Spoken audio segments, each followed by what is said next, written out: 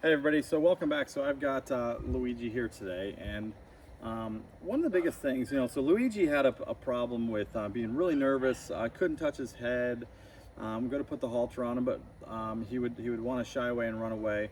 One of the biggest things with him is that he didn't want to come to you out in the field, didn't want to come to you in the stall, which tells us that he didn't like what was going on with him. Has a wonderful owners, kind of bought him this way, had good trainers. Kind of got to a point where we're like, hey, we can't help him anymore. It's out of our wheelhouse. Can Doug help him out? So as we go through this, we want to look at, it's just no different than if every time you take your child somewhere, you take them to the dentist. It's not the car ride that they don't like, it's where their destination is that they don't like. Or if they go somewhere, you take a dog somewhere and it's not a good experience for them, they're not going to want to get in the car to go back to that experience. So same thing with the horses, is that if we have our horse and they don't want to come to us, there's a reason why they don't want to come to us. That's very important to think about, and it's typically what's happening after we catch them. So something to be mindful of. And then when he would get really nervous when you get on him, and then so we're working through all the head stuff, so you can see, you can pet him on the head now. He's good with all that stuff. Learning. He's not perfect yet, but he's getting better. And we have to also remember too is that things aren't going to change overnight. It's like it takes time, and then all of a sudden we're creating a new ritual for him. So the habit is for him to go to touch him and he freaks out and pulls his head up. That's the habit. We have to create a new ritual, which the difference between a habit and a ritual is something that we know we're doing every single day. A habit's something that like subconsciously we just do it. Someone tosses you a ball, you just attempt to catch the ball because your body's saying this is what I do. It's so ingrained in you. So as you go through that stage of creating a new ritual or new habit out of the ritual, you have to do it more and more and more. So with him, so one thing that I've noticed with him is we're starting to get on top, like above him and stuff. He was really nervous to get on. And he would just be a ball of energy. So now I can do stuff above him, he's fine. But if I tap him on the side, if I go to get off of him, if I'm leaning on the saddle, go get off of him, my foot touches him, he wants to like scoot away, and it's just progressing through his body. So we want to say that the energy channel block is going through his body. So now he looks pretty happy right now.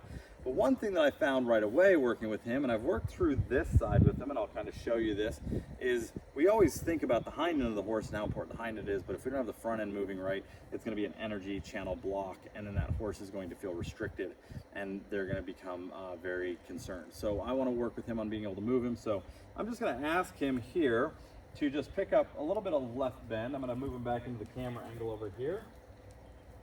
I'm going to ask him to come over here. And so I'm going to ask a little bit of right bend with him. And I want to ask him at the girth. So if I put my leg on him, what's he going to do? So see how stuck he is right here? So I'm just going to ask him to walk forward. I'm going to get my flag to kind of assist me. Here just makes me longer.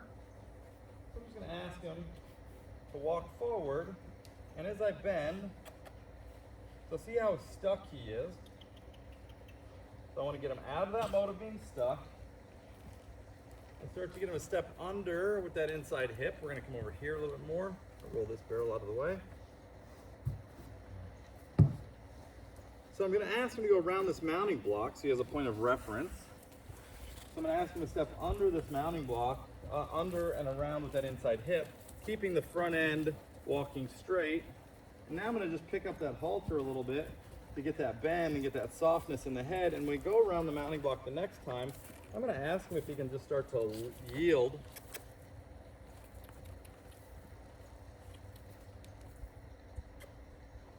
So you see what happens as soon as I put any type of pressure on his head right here, and my hand's just touching it, if I put any type of pressure on that at all, he locks up the shoulders. So what that tells me is that at some point in his life, he was probably a draw rein ridden horse. And so when you ride a horse in draw reins, you're putting them in a really, really poor biomechanic state.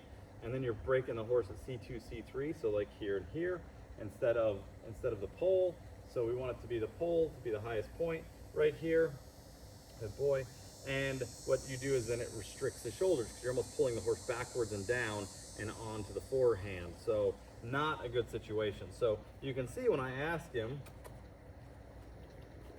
to walk forward without me asking for him to put his head down. It's a little bit easier for him. So now I'm just going to ask him if he'll move those shoulders over. Good. So I got one step. So I'm asking for him to move over from the right to the left. Okay, so what it's showing me is that right now he needs that head out to find the balance. So I'm going to ask him again.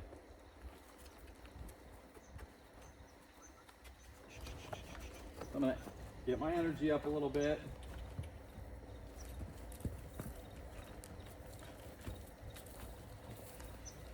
Get him walking around. Ask him if it feels good.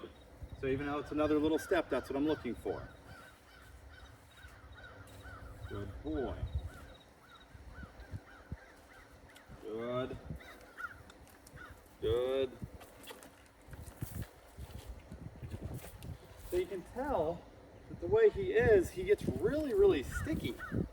And so when you have a horse that really gets sticky, that means they'll either freeze or they'll start to go really fast. And that's not what we want. So, good. So he pulled that shoulder over nicely. I'm just going to ask him to move forward. I feel like he can find that freedom through the shoulder.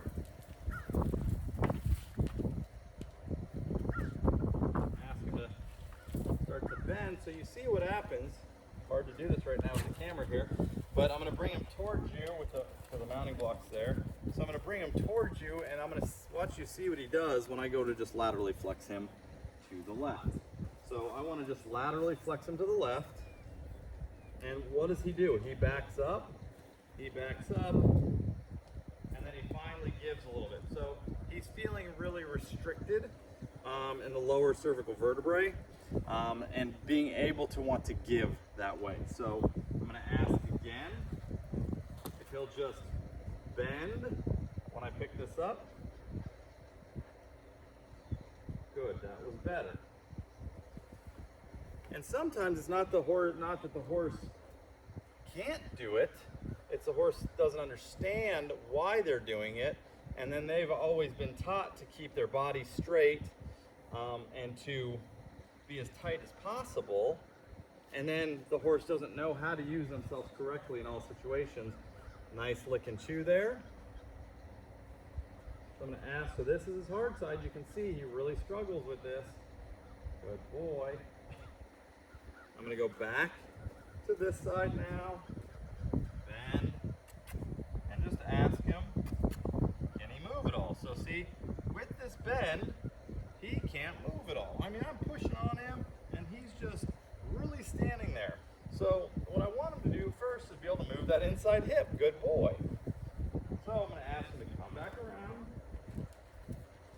because I want the lateral flexion there, and I want the lateral flexion to stay. And if I hold it long enough, he'll move that inside hip. If I do it before I put my hand where my calf would be. So my hand's right here. So I'm going to hold this, I'm going to come back to the hind end. Good. Just ask him to step under and stay light in the front end. So when we have horses that have these issues, we're going to have a horse that's going to be unhappy at some point in their life, and it causes injuries too. Let's just face it. If the horse isn't balanced and doesn't know how to use themselves, they're more prone. So you can see how that right ear is really dipping on this side. It's because he's trying to carry himself in a way that is not correct for him. So what we want to do is we want to kind of help him to start to feel comfortable, to keep the ears parallel to the ground. When he turns, good boy, and then release. Good, see how he springs right back? So what it means is he's rotating at the pole, he's not turning through the neck. So whenever you see the horse rotate their pole so much that their ears dip down towards the ground, it means that they're restricted in the neck, typically up by C2, C3, C1. So right now he's rolling his nose under and back. He's not actually keeping the pole the highest point and bending. There, that's better. Good, I want to release that. Good boy. I'm going to ask again for that. Now I'm going to ask for the hind end to move. So I want to think about unlocking. Good. see how, oh, you can probably see that video really well. So the hind end started to move, the front got stiff, he went back this way, and then he just fell over with that shoulder on me. So let's come up here a little bit, buddy. Let's move this mounting block out of the way. So that's out of the way now. So we're gonna see if we can finish up with him on getting a nice soft bend here where his head is still parallel. Good boy. Keep it soft. Keep it soft. See if I can get that pole up a little bit. Because if the pole's not correct, if he's not in biomechanical alignment in the pole and in the neck, the hind end's not going to work properly. So I want him just to step under and stay soft. So see how his move is backwards? So I'm going to stay with him. I'm going to ask him to go forward. Good. I want him to stay soft, so I'm going to stay with him. See how the hind end is all over the place? See now the front's all over the place? I'm going to ask him.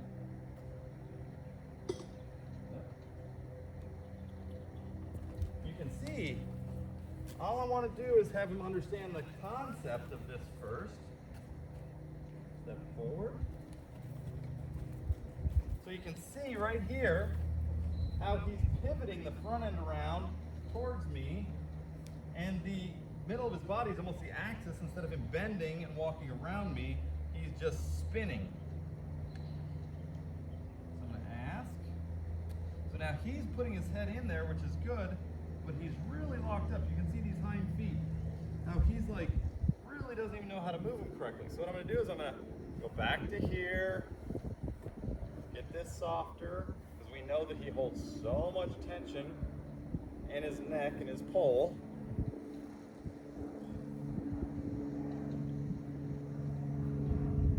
So the reason why the hind end's not working right is because the front end's not working right. It all starts in the head. Oh, okay, so we had a trigger there. I'm going to come back here. Okay, so these are all man-made triggers for him. So I'm gonna work on this with him for a second. I'm gonna bring him back into the view of the camera.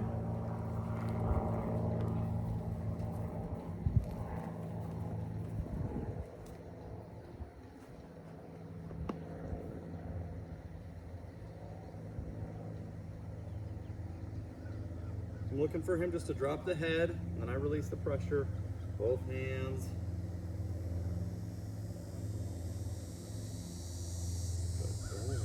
Good boy. So that's the reaction, is the automatic response or the habit that's been formed that we were talking about earlier.